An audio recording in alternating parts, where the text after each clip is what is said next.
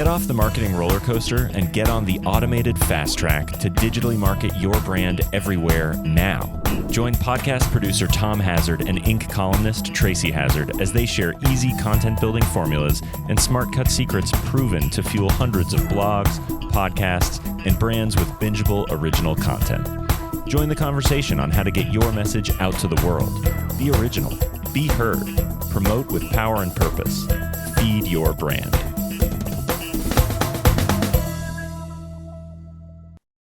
Hey everyone, welcome to Feed Your Brand. I'm Tom Hazzard, along here with my co-host Tracy. And today we're going to be talking about what's the perfect timing to sell on your podcast episode without sounding salesy or without sounding too salesy, as the case may be. Is there a perfect time? What is that perfect time? And I think there's an awful lot of podcasters, at least if you're podcasting somehow in alignment with what you do professionally or in business, that would be interested in this. If you got a passion project, some other purpose, and maybe you don't want to sell anything on your podcast, then maybe this isn't an episode you're going to be too interested in, although you may be still curious. So let's talk about that, Tracy. Is there a perfect time? Well, I can tell you there's a less perfect time. I think there are better times. Yeah. Is there, is this an absolute, in terms of black and white thinking, is this an absolute, right or wrong? Maybe not. Well, so there's a lot of bad advice out there, and that's what I'd like to address first and foremost. There's a lot of people out there who are out there giving advice. I'm putting in air quotes for those of you who are just listening, gurus, podcast gurus, who think that they understand podcasting, but really they're applying funnel tactics or email tactics or some other kind of digital marketing to podcasting, and they think they have all the answers. And the reality is that if you don't understand podcast listeners, and specifically your listeners and subscribers, those tactics can actually hurt you over the long run. And that's what we're really here is. Remember, we said this time and time again, podcasting is not a sprint, it's a marathon. It is a long tail marketing tool.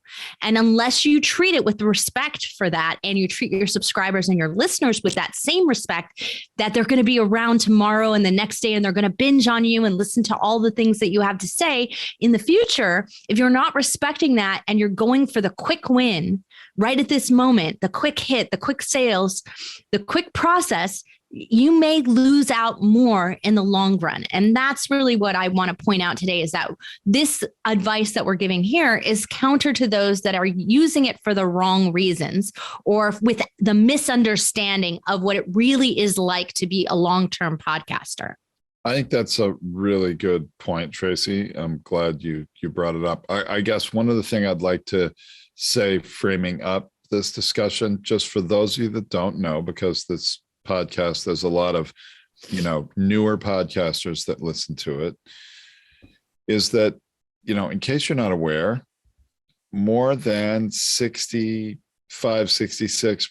are the latest numbers that I've seen of podcast listeners, your audience, your listeners, don't mind listening to ads or promotions in the podcast, as long as they're enjoying your content, they've opted into it, they're wanting to listen to each next episode, or they wouldn't have subscribed.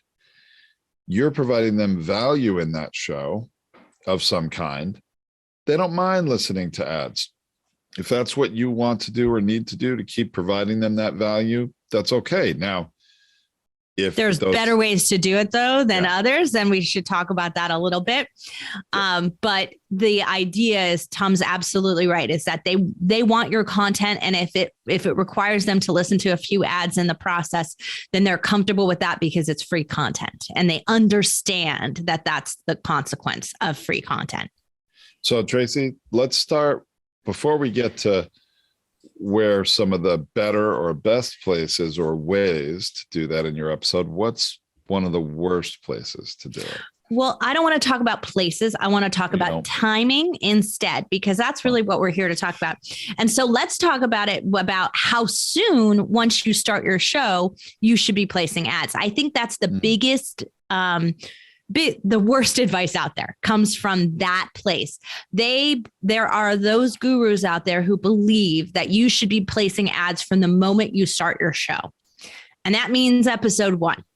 That you should have some kind of promotion ad, call to action, and it should be right up front in your show. That's the other part of the advice, which we'll talk about as our second, focus topic to answer kind of where you were going there, That's Tom. really where I was going. Yeah, but that's fine. We can save that. Yeah, exactly. So the issue that we see again and again is that people test out a show.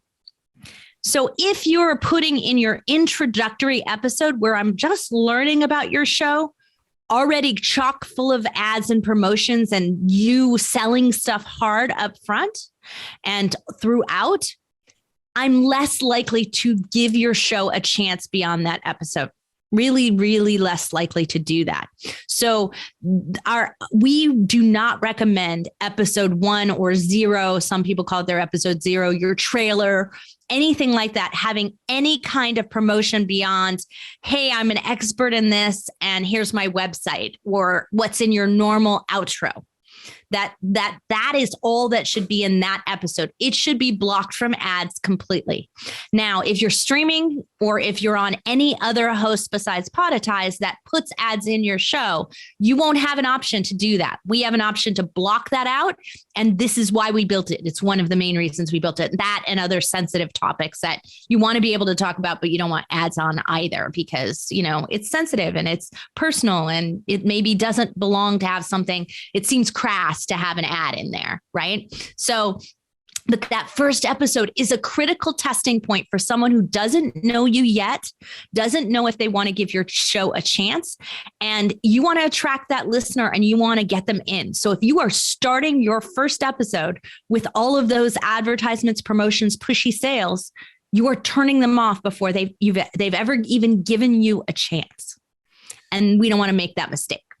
And Tracy, some people would advocate for not having any ads in your first 10, 12 episodes, maybe even 20 episodes, that you really want to provide value and establish a certain kind of credibility with your listeners, especially in the beginning of a podcast, that you may not want to do this until really further down the road. Yeah, I mean, that's my position. And that's where I'm a bigger fan of that, because I do see that it has a long-term, faster growth, residual value to your show. So those that don't start out with ads, but go through anywhere from 10 to 25 episodes, it really more depends on the amount of months and times or weeks, right? So 25 episodes, if you're doing more per week, you earn that faster, right? If not, it's that 6 months. And so that could be a little bit extended. I'd say if you give them what is the equivalent of 3 months, whatever that might be, or if you are doing a daily show, I believe you earn that faster and they see that. So if you do a 5 days a week or more, then you earn that pretty much in 30 days. And so when you hit 25 episodes, that could be your mark if you're doing more frequent, or give yourself 90 days. That's 12 weeks. That's if you did 1 a week, or you started with 3 and then did 1 a week, you're anywhere between 12 and 15 episodes, somewhere in there. Those are really good time periods to say, I've devoted myself to the audience, concentrating on my content creation, less on my advertisements. And now I've earned the right to start promoting. And that's good. That's also another reason why we built Podetize the way we did, so that you could insert ads later. So after you've earned that right and you're continuing to go, and a good binge listener subscriber looks at your show and says, wow, they're doing weekly. They're doing really well. I see this. I've listened to that first episode and it's awesome. And it's giving and it's got everything that I could want on it. They're more willing to subscribe. And then they're not going to be put off by the fact that they subscribed and you're already, 25, 50 episodes in, that those first ones have ads on them. They're not going to think anything of that. They really won't. And, to sort of add a little point to that, it's as long as what you're putting in your episodes for promotions or advertisements is in alignment with what you talk about, or in alignment with your typical listeners' areas of interest or needs, that's where it's even better. They really don't mind. And then, in fact, if there's something that interests them, they're more likely to, take the action that you suggest to them. So that, there are reasons why it's really, when you think about it, shouldn't be such a shocker that why podcast listeners don't mind listening to ads, where people who watch television or listen to radio really don't like having to put up with ads at a much larger percentage, and very few people don't mind ads in that context. So this all sort of makes sense. But I like, Tracy, what you're sharing is that, basically it sounds like you're saying you really want to serve first and sort of earn that right to be able to start making suggestions. And that's a nice way to put it. Suggestions to your audience, right? Product, service suggestions. Yeah, exactly. So that's it. Earn the right. And what that defined as, well, we just clearly see that it takes time with podcasting. As we pointed out just earlier in this episode, we're talking marathons. So you have to go a few miles before you've earned the right to say, I have a shot at making this and being there along with you and supporting you in this. And so I've earned the right to now share some options for you, share some resources, share my calls to action with you, right? You've earned the right beyond that. There's no saying you shouldn't have an outro with a call to action. No one expects that you don't have that in there. People want to know how to find you, want to know what you have in that process. So if you've got a book, put it in the outro. Those are things that are you've already earned the right to sell just in general by having a podcast, by being a podcast host, right? Those are part of your expertise and establishment of who and how I find you. That's okay. But we're talking about a lot of things at the beginning, which is where we see it go wrong. So we're talking about the beginning of your show, right? When you're starting early on and you're earning the right to it, but also the beginning of your episode. So now let's get back to that timing question about the timing in it. And this is where we see it go very badly for people, because if you are using an auto insertion system, one of those streaming services, there are many of them out there, Megaphone, I'm blanking on some of the names, Megaphone, Captivate. There's also even some of the listening platforms like Anchor, Spotify, right? Yeah. Well, they're compounded by the fact that Spotify and others put ads on the front of them in addition. So if you're hosting through Megaphone, they're inserting ads for you. They're inserting them all at the beginning. So before your episode even starts, they're inserting ads there.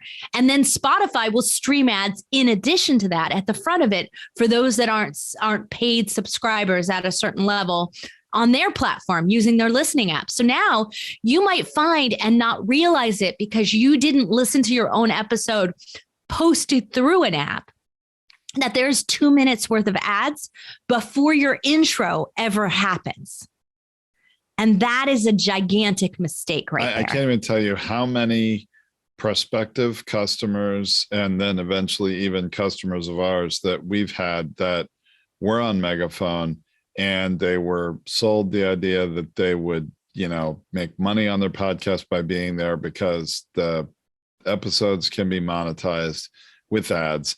And they're leaving that platform and looking for support because they're so frustrated. I had a prospect show me an episode. They had 3.5 minutes worth of ads at the very beginning before anybody even heard the first little bit of their show, even their pre-recorded intro. Well, and 90% of those ads are irrelevant to the content of your show, and you don't get a say in whether or not they are put there or not. There's very few platforms allowed of rejection. Right. So you have ads for things that don't have any meaning to your listeners. So they're listening to 3.5 minutes or trying to figure out how to skip 3.5 minutes worth of ads, which isn't always feasible in the way that some of us listen. So some of us might listen while we're working out or listen while we're cooking. I do that, or listen while I'm doing my makeup and doing my hair in the morning. So those are different things that I don't have my hands free to go figure out how to skip this. So it then becomes not worth it to listen to your show if I'm going to have to put up with that every time.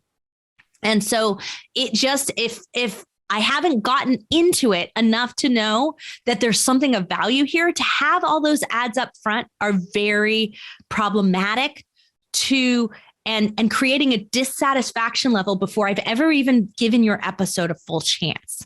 And that's what we're trying to avoid here. We're trying to avoid people skipping your show and not going forward because these barriers are in the way, making them feel like you sold out, like this is that you don't understand them because this is irrelevant, that you're just in it for the money is what this sounds like. And the reality is there's not enough money. That's like the point that I want to make. Gosh. At the end of the day, if you made $100, you'd be doing amazing if you made $100 off a megaphone. I'd be shocked. Especially as a new show without a large audience, because those types of ads are paying you out based on the volume of listens. And early on, unless you have a huge social following and very quickly you have a lot of listeners when you first start your show, you probably don't have a whole lot and you're not going to make much of anything. So you've sort of sold out your show before you started and you didn't really get any value out of it.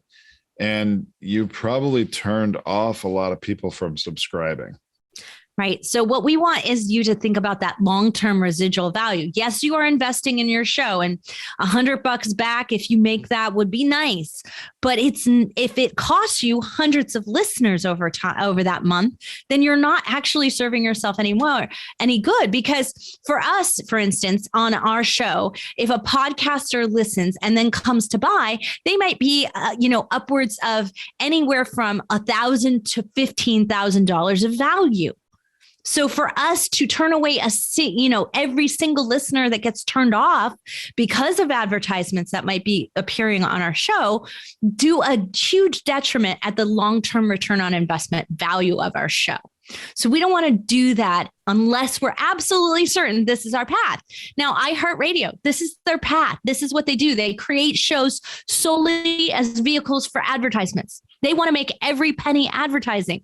That's what they're doing. And so they don't care. They want to maximize that in every which way. But if you care, if at the end of the day, you're selling your core services, your business, your expertise, you want to get on other stages and you want to do other things, authority value, expertise value, business value for yourself in this, then advertising and especially all up front and at the beginning are not the way to go. Agree 100%, Tracy. And so this is the other part that I want to say, Tom, is like upfront also means right after your intro and before you get into any content. So even if you're doing your own calls to action, your own ads, going immediately from your intro into your own promo, your own voice promo where you're saying it yourself, that is too soon too. You want to entice them at least about what the episode's about before you go into a promo. Sure. I agree with you. Yeah. So a lot of times, people that do their show in like one take and they don't take, they don't do it in different segments where they're just, maybe they're recording it live as they're doing it. They're maybe more difficult to insert an ad up front. But if you're going to do something where you record a little introduction, welcoming your audience, and sharing with them what this episode's going to be about, maybe tease a little bit to something they're going to be interested in and want to hang on for, you get them sort of warmed up like, oh, okay, great. Yeah, I'm looking forward to this. Then you could have one potential break for a short promotion, and they're probably not going to switch off because of it. Or I've also seen, Tracy, some people that do what we call that hook line at the beginning. They have a little audio clip of a highlight from later in the episode right up front. That's the very first thing you hear. Then maybe your pre-recorded intro. If you do something like that, you're building anticipation. You're warming them up for what they're going to get, and they're more likely to hang on. But although hook lines are in decline, that's like another episode that we probably need to do. Yeah. Hook lines in general, there's been a report that came out that hook lines in general are declining in terms of stylistic use on podcasts. And I think part of the reason is because many people are doing video and audio. And when you do video and audio, that hook line can sometimes look just disjointed and it's not always good. I can see how it wouldn't look as professional, not branded, some of those things. Whereas in audio, it's fine, it's right? an entirely different situation. So, I mean, I guess you could do it in audio, but you'd have to be doing sophisticated enough production where your video doesn't necessarily match the audio show. And that's fine. You could. Right. Which is perfectly fine. We do that all the time here too. So, but that's why I think it might be in decline, just because stylistically it's like difficult to handle in video in a way that's easier in audio. Sure. And I think that it's just people are recording the way that they're recording and trying to make everything as simplified as possible in sort of format a show. But having all that up front is too much. And that's what we're trying to point out to you is give this moment a chance. Now, this is why I think the bad advice has come out of the gurus out there, Tom. And that is because it's coming from the video numbers. The video numbers say for every minute of video, your audience declines by, I think it's 70%. It's like, it's really close to 70. All the ads up front, don't they? They want to shove everything up front because that's the case. But that is not the case in audio. In podcasting, it is not the case. We have an average on almost every shows that we do here, 70% listen through rate. So they're getting through 70% of your show on average before they quit it. That's an average. That's amazing. That means most shows are listened to 100%. And that's, those numbers don't exist in any other media type. They don't read through and blog posts in that same pace. They definitely don't watch videos in the same pace. But that's why this advice translating into podcasting is erroneous. It's just plain wrong and not right for podcast listeners. And that's what we're trying to point out to you here in our discussion. Yeah. And so, a better place to put some ads or promos within your episode is somewhere from a third of the way through to 2/3 of the way through the episode is what I sometimes think of it 20% is okay. Even if you've 20? gone in 20%, because for most part, like if I give my introduction of what's going to come with the guest and everything, that might be about 20% of my show. And so I think that's an okay place, especially if you have a natural break in the conversation and it's not really interrupting everything. That's a perfect time to do that. So I do have many, many shows that do it at the 20% mark, but I agree with you. If you've just got a long tail show and you're just trying to figure out where and you're going to interrupt the content in general, then go about a third. And my favorite place to interrupt content where there is an interview or a discussion between two people is usually if a question is asked after that question, but before the answer is given. That's right. And if you're clever about it and you record your promotion, which remember gets inserted in there, your promotion, your ad can say something like, and we're going to hear the answer to that question right after this important message. So you have a transition and let them know. And then at the end of it, you can also have a transition saying, all right, now let's get back to the answer to that question, or something like that. That's just one way to do it. But it makes sense when you think about it, because people like the anticipation, the open looping. They're not going to skip it. They're going to come back. They don't want to miss the start of that answer. So they won't take the time to skip through it as long as your ad is not long. And so if you've got a 30 to 45-second ad, you're going to be fine in there and they're not going to worry about it. They're just going to listen all the way through because they don't want to miss 1 second because it's hard to skip. It's really hard to skip ahead. You can only hit the 15-second button or the 30-second button and skip ahead. So that's another tactic is the skip buttons tend to be 30 seconds, 1 minute. Or 15 seconds on some apps. Yeah. So if you record a promotion that's 20 seconds, 25 seconds, 35 seconds, something like that, it actually can sort of train people not to skip because it's not perfectly timed for that. So there's a hack tip for you. There's a hack. That's a great tip. So a tech hardware sort of hack, but but psychologically it works. And this is the exact point is that they'll come to see it's not worth skipping because they'll miss something and they don't want to miss it. And that's important to them. Yeah. And the most effective ads or promotions in your podcast are ones that are spoken by the hosts of the show.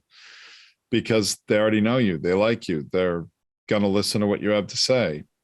So you've got continuity already. So that's where those streaming ads, where they put them on the front, it's somebody else's voice. It's like comes from some of the ones I remember recently were like for HP Digital Inc.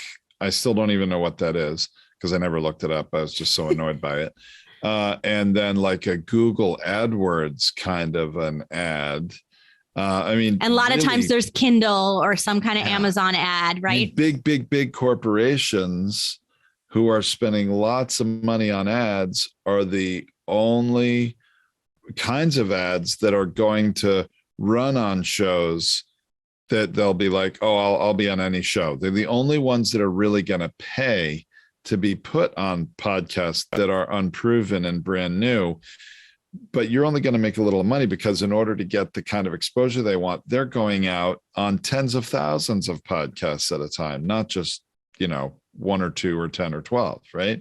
So, I mean, it's that's entirely you different lost thing. Specialness too in that process, right? Like, so some people think that having advertisers mean that they've made it as a podcaster, but podcast listeners are savvy. They're really smart about it. And they know when they hear that same ad on 12 of different shows, they know that's a stock ad that's running across Spotify or running across Megaphone or one of those systems.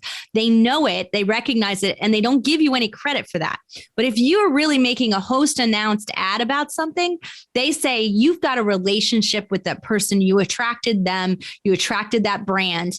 That's different. And they give you a lot more credit for that. And that's where they're more valuable because we expect those in the middle of the show. Because someone wouldn't spend the money to do a host read ad that wasn't mid-roll. It's just not a value, right? You don't do pre-rolls and post-rolls and with the host read ads. You just wouldn't do it as an advertiser. It's not worth your money. Right. And, the reality is if you have something to sell as a podcast host, something you're in business for, something in alignment with what you do, or it's a different product or service of another company that you personally have experience with and you actually are endorsing it, those things always work much, much better because you have established rapport with the audience. You have credibility with the audience. They care what you think. And if you're saying this thing is good, then they're going to believe you. So, I mean, it's a different kind of experience for the listener, a different kind of relationship that you have not only with the listener, but with the advertiser that then transfers through to the listener. It's an entirely different thing. The only way you're going to make any meaningful money with a third party sponsor that's a general sort of run of show ad is if you've got huge listenership, like in the hundreds of thousands, then you're going to. You got to be Joe Rogan to make money at that, really. Yeah. I mean, you do have to be up there. Yeah. So, and what we find is that less than 2% of shows make money at that rate. Right. At a rate that's worth it at that level. And then the next level down is less than 4%. So like it's, the next level down, which is sort of like general run of network, run of show ads, but they're still name brands. So you're not getting to host read ads yet. That there's about 4% in there, but you're still only making a few $100s a month. And that's about 4% of shows qualify under that. And then beyond that, look, you're talking about 96% of shows don't make money from those kinds of ads at all. So where do they make their money? They make their money from their own stuff, their own products, their own services, their own affiliates, their own relationships that they built. And how does that work best? That's what we're here talking about today. It works best if you give your show a chance to get a hold of it, to get started, to take off, to hit about 25 episodes or at least 90 days in. And it also makes sense if you wait and don't do it at the very beginning of the show. Definitely not your episode 1 and not before, not all the way up until you've at least given some kind of teaser or announcement of the show. Start from that point on and look at where its proper placement belongs. Now, Tracy, we have some data, and I know you, I think, are a little more familiar with it than me. Of those shows where people are doing host read ads for their own stuff, for things that they're in business doing in support of their business, lead generation for their, for customers for the business, whatever, but in a direct alignment with what they do for a living, what's the percentage of shows that have the opportunity to do that by by the numbers we have. Yeah. So, I mean, the reality is that any show has the opportunity to do that who's gotten beyond that point. But because we have such a high pod fade rate of shows that don't even make it past 10 episodes, right, is in the marketplace in general, that's where it starts to fall. You're saying in the whole podcast industry ecosystem, you're not talking about Podetize customers. You're just saying no, the whole Podetize industry. customers don't fall into this because we have Right. less than a 7% pod fade rate here. Right. So like we don't have as many people quit their shows. The rest of the industry is up over 70% of pod fade. So what we're talking about is a couple of million shows out there that either have ads in it, running ads on them on the front of it, and none of them are making any money off of it really, because they're running through the streaming systems for the most part on these old episodes. And they sold the ad and the ad's baked in and they now no longer make current money off of it, even though the ad's there, right? So there's about 2 million of the ecosystem of 2.5 million podcasts that do nothing for anyone but Spotify, but Megaphone, but the big companies that are taking care of themselves in that process. So that's not good for anyone. But of the other 500,000, the ones that really have the right number of episodes, they've got the right types of shows, they're really in that spot.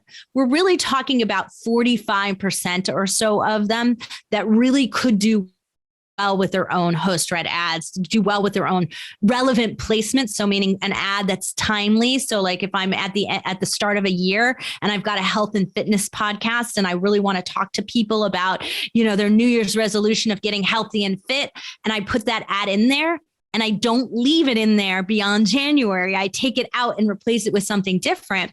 Now I'm more likely to have conversion on my ads, and our conversion rates on those 45% of shows that fall into that realm, we tend to see somewhere between 10 and 30% conversion rates on the calls to action, which is extremely high. Now, remember, you don't have thousands and thousands or tens of thousands of subscribers, right?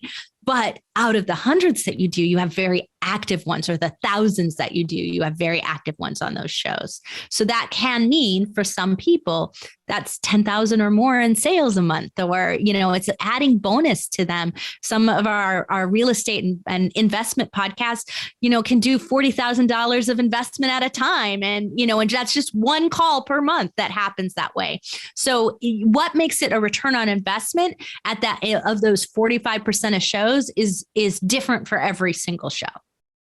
It is, but they get real value out of it. And, right. The reality is they're more than, most of them who are doing that are more than covering certainly their expense and their time in creating the podcast and putting it out there. But I think they're getting a lot more value out of it than just that. And then you're right, Tracy, some of our people we work with, some of our podcast customers who monetize their shows, some of them have really huge amounts of revenue that they're getting. I mean, one customer who I won't name just so because I want to keep it anonymous, but they literally make, they've analyzed it, about $25 per listener every month. That is a extreme high-end example, but they're selling their own stuff doing that. They're not making money with third-party sponsors. That's what I'm trying to share with people. Right. And you don't know when you're starting your show where you want to be. And that's also another reason why I urge that patience at the beginning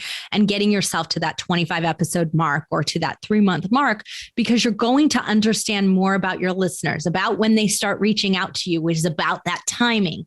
And you're going to start to understand more about what they find most valuable. So if you decided to start advertising based on bad advice from some guru out there, then you might be making a serious mistake and never make it past your 90-day mark because of that. And that's what we want. We want you to get to that point where the audience is reaching out to you and telling you exactly what they want. When we started our 3D print podcast, and we now have over 650 episodes in that catalog of podcasts, and we have a top level sponsor, Hewlett Packard, who still advertises on all of our shows. So, that's there, but we didn't get there from doing that from the beginning. From the beginning, we learned exactly what they wanted and what they were looking for, and how we could create better content for them, and then how we could provide them valuable promotions and affiliates and other things that we could seek out for them. And then we hit an eventual mass sponsor at that, if you want to call it that, right?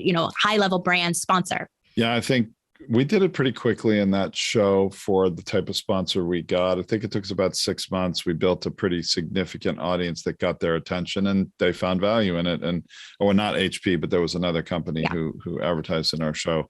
And we continued to grow that from there. But it definitely can happen. It just depends. It's a little unique for every show. Yeah. And I'd like to just make one quick shout out to one of our Binge Factor episodes, which will have aired by the time this airs. But for those of you who are watching us live today, it will air next Wednesday. So it's not live yet. So for those of you who are watching us live, and you don't get to watch us live unless you're a Podetize client. So sorry about that for those of you listeners out there who are not Podetize hosting clients yet. But if you were, you'd be watching this live and you get to hear that. But that episode is specifically about someone who's deep diving into a niche, Samantha Lee Wright. And her show is all about essential oils. And we're talking about a deep dive niche. And she was able to create sponsorship opportunities very quickly because she became a valuable resource to the marketplace. And so that's where we see, if you're going to go into that advertising realm and you do want to do what we did and the 3D Print podcast, the only shows that I've seen do that successfully in, as Tom put it, 3 to 6 months in that early sort of stages of it, happen because they are so deep in a niche and they are serving intently into that niche. So that's going to be too general a show will never work in that model. Right. And another way to think about that is it's very clear. There's a very clear alignment between the interest of the listeners of the show and whatever that sponsor would be wanting to raise awareness for. If that's clear, if your audience, like you said, general variety show, interests of your listeners are going to be all over the map. But when it's a deep dive niche, my audience is interested in this. Well, then they're likely to be very interested in that other thing this advertiser has. Boom, perfect match, easy to monetize sooner. Yeah. Well, the type of shows we've seen on that are like outdoor. We had an outdoor show in Maine that was like specific to outdoor trails. That was amazing. We've seen a show on deer hunting that was just deep dive niche. This essential oils, 3D printing. Like these are the kind of niche areas where where you could find a specific narrow trade show, right? Or an interest group or those kinds of things. They work best in that kind of earlier advertising model, but you still have to earn the right and become the industry expert, that the go-to podcast for that niche. And when you hit that spot, though, that's when they come to you with ads. Absolutely, they do. Wonderful. Well, Tracy, I think that's great. I think we may have overwhelmed our listeners with a little too much information in that one, but hopefully each listener who it's relevant for you will find some value in some of the advice that was provided, and then use that as you grow your show and make some of your decisions. Yeah. So final words: patience. Patience in podcast advertising is actually the perfect timing. So it's required to really make that work for you. Do not forget that your audience is looking for value first. And when you deliver that, then you earn the right to do all kinds of promotions and advertisements. And there are right ways to do it and wrong ways to do it, but it doesn't mean there's no way to do it, right? At that point, there is a way. All right. Well, let's make that a wrap. Thanks, Tracy. And thank you for all of our listeners. Remember, you can find the blog post for this episode on podetize.com, as well as all of our episodes. When you get in there, there's a search bar. And you know what? You can search on pretty much any topic. And when there's a relevant episode, which there probably will be, it's going to come up for you there. So don't forget to check that out. Other than that, thanks so much for listening. We'll be back next time with another great episode. This has been Tom and Tracy Hazzard on Feed Your Brand. For more tips, tactics, and strategies, visit us online at podetize.com or on social at Podetize. Thanks for exploring the power of podcasting and how to be seen, heard, found, and rewarded in our noisy digital world. Keep on podcasting.